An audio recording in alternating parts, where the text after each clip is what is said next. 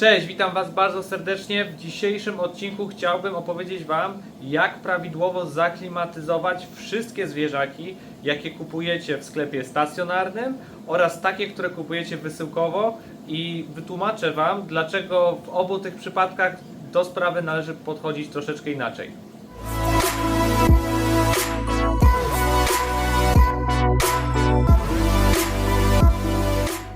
Na początek warto wytłumaczyć, jaka jest różnica pomiędzy transportem kilku godzin, a transportem kilkunastu czy kilkudziesięciu, jaki ma miejsce na przykład podczas wysyłek. Przede wszystkim w krótkim odstępie czasu te parametry chemiczne nie są w stanie zmienić się aż tak diametralnie. Po prostu ryba, oddychając, nie zużywa tyle tlenu, jednocześnie też nie oddając dużej ilości dwutlenku węgla, i tym samym również przez krótki czas nie wydala do wody dużej ilości amoniaku, który jest bardzo szkodliwy. Przede wszystkim potrafi uszkadzać skrzela, i to do tego stopnia, że ryba nie musi umrzeć od razu z powodu braku tlenu, ale na przykład mogą być uszkodzone i ta ryba będzie się męczyć nam przez kilka dni czy nawet tygodni. Jeśli chodzi o transport na dalsze odległości, czy po prostu dłużej trwające, sytuacja ma się zupełnie inaczej. Ryba przez ten czas wydala bardzo duże ilości amoniaku do wody, który w normalnych warunkach byłby bardzo toksyczny. Natomiast dzięki procesowi oddychania, czyli wdychania tlenu, a wydychania dwutlenku węgla, woda nam się zakwasza. Generalnie wydawałoby się, że to jest bardzo niekorzystne zjawisko w akwarium morskim, aczkolwiek w tym stricte przypadku i w tym środowisku zamkniętego worka jest to coś, co pozwala tak naprawdę nam te ryby w ogóle transportować na większe odległości. Z tego powodu, że woda zakwaszona, a w zasadzie amoniak w takiej wodzie, staje się znacznie mniej szkodliwy dla ryb. I teraz dlaczego są te różnice? Ponieważ jeśli zaczniemy delikatnie w małych ilościach dolewać wody z naszego systemu do ryby, która podróżowała tak długi czas, po prostu ona zostanie stopniowo zatruwana tym amoniakiem, ponieważ dolewając wody z naszego zbiornika będziemy to pH podnosić, a z kolei ilość amoniaku może być niewystarczająca, aby to rozrzedzić. Dlatego po prostu ryba zaczyna być truta tym amoniakiem i te skrzela zaczynają być w coraz gorszym stanie.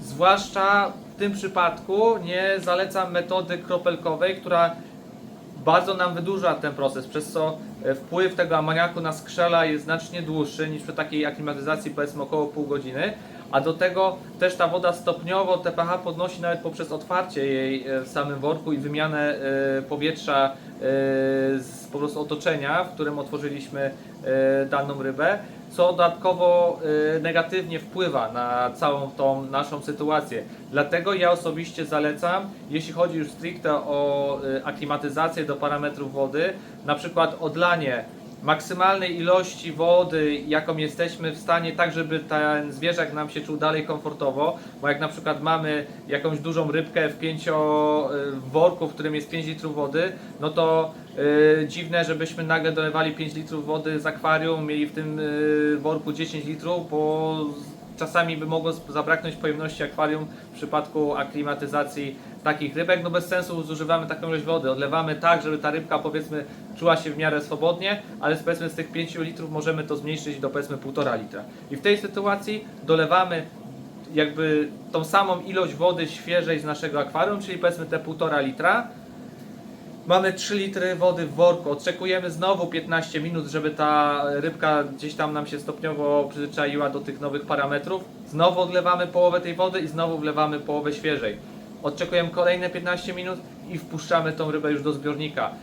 Takie odwlekanie aklimatyzacji często, oprócz tego właśnie problemu z amoniakiem, to nawet jeśli transportujemy zwierzęta na bliskie odległości, a my im serwujemy 3-godzinną aklimatyzację, to powiem szczerze, że i z obserwacji, i gdzieś tam z jakichś doświadczeń wiem, że te ryby tak naprawdę dużo bardziej się stresują z całą tą otoczką aklimatyzacji, niż daje im ta aklimatyzacja rzeczywistą korzyść.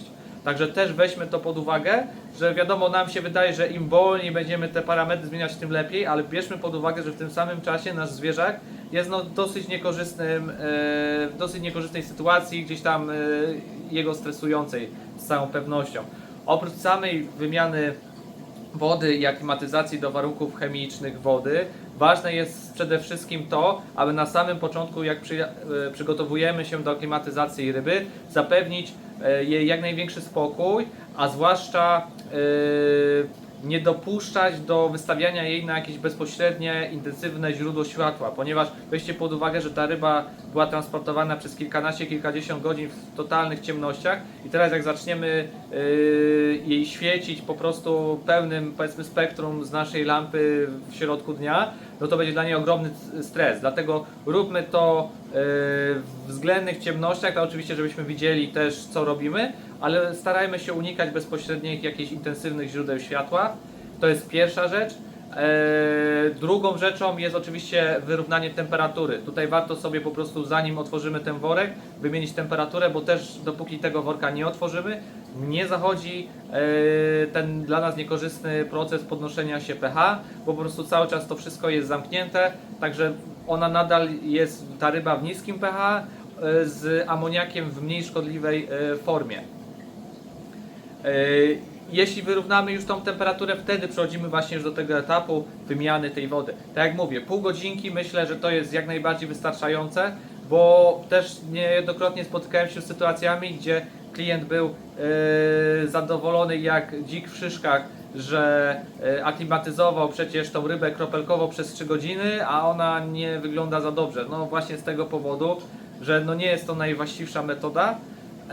No i ja jej po prostu nie zalecam i ona też bardzo często powoduje niepotrzebne jakieś, czy w najgorszych wypadkach zgony, ale po prostu jakieś tam większe problemy dla tych ryb, bo też weźmy pod uwagę to, że każda choroba jest wynikiem po prostu spadku odporności i jakiegoś stresu. Jakby wystarczy już tej rybie stresu w transporcie, tak żebyśmy my jeszcze bezsensownie dokładali go dodatkowo.